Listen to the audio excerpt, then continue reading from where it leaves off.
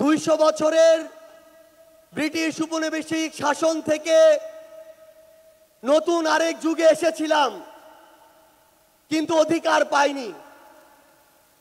23 বছরের পাকিস্তান আমলে ছিলাম, অধিকার পাইনি।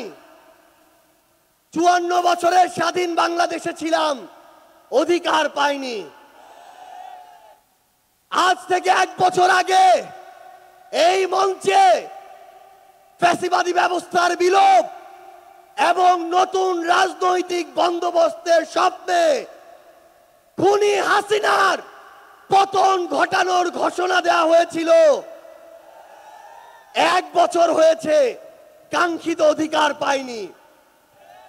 আমরা আর হতাশার কথা বলতে চাই না। আগামীর বাংলাদেশে আমরা যে অধিকারগুলো পেতে চাই, যেভাবে বাংলাদেশকে দেখতে চাই, আমরা সেগুলো এই মঞ্চ থেকে বলতে এসেছি।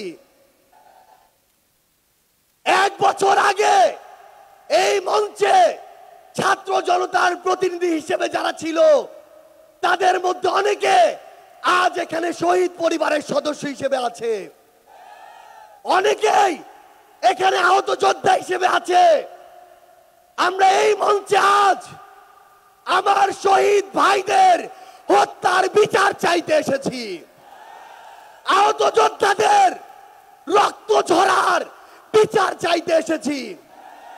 যে আওয়ামী লীগ, যুবলীগ, ছাত্রলীগের সন্ত্রাসীরা আমার সহযোদ্ধাদের রক্ত ঝরিয়েছে, সেই সন্ত্রাসীদের বিচার চাইতে এসেছি।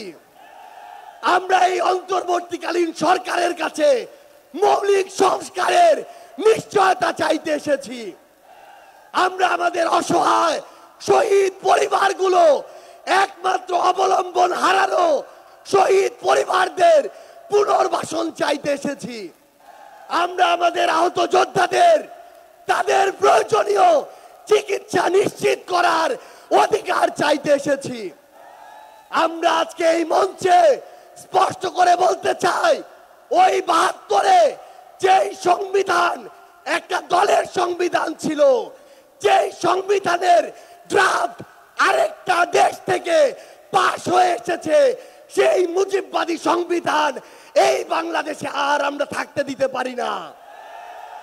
আমরা আজকের এই মঞ্চে মুজিববাদী সংবিধান ভেঙে চুরে শেষ করে দিয়ে নতুন সংবিধান চাইতে এসেছি।